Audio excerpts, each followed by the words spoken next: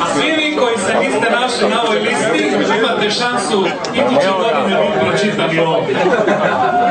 Jedan detalj sam samo za rad. Svi ove koji smo pročitali, imamo za njih posebne Peek&Poke cool zahvalnice, koje se mogu otići kasnije zbog nekog prostora, nećemo ih sada dijeliti, ali ćemo ih posle svakome dati tako da svi će dobiti svoju.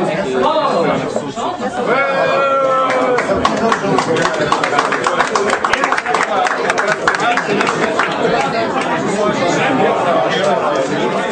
Može malo pažnje.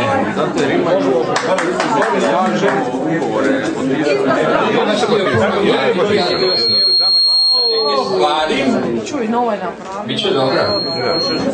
Pločica ovo. Ovdje ima nekoliko interesantnih stvari na koje bi vas da čuvamo uši. Pa ne treba jače, mislim. Jel mi čujete dobro?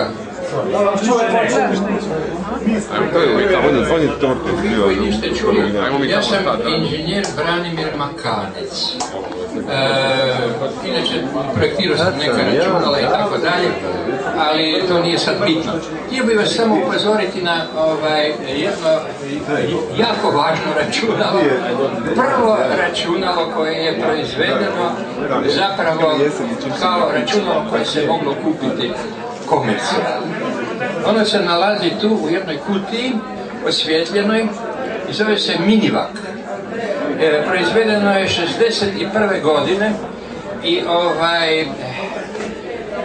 napravilo je zapravo revoluciju među mladim ljudima, a mogu reći da sam se i ja u to vrijeme u njega jako zaljubio. Ja sam u to vrijeme bio još student i to računalo me potaklo da sam se počeo uopće baviti digitalnom tehnikom. Kad sam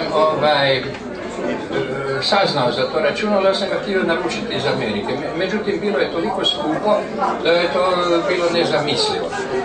Sad vam izgleda smiješno, jer ono se sastoji od svega 6 relea i jednog malog elektromotora.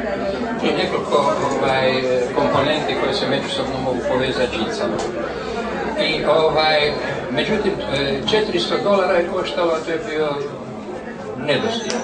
Pa sam onda posudio njegove podatke, njegove manuele i tako dalje i naručio ih i na temelju njih sam onda napravio prvo pravo računalo koje je radilo isključivo na releju. Ja bih volio da pogledate poslije ovdje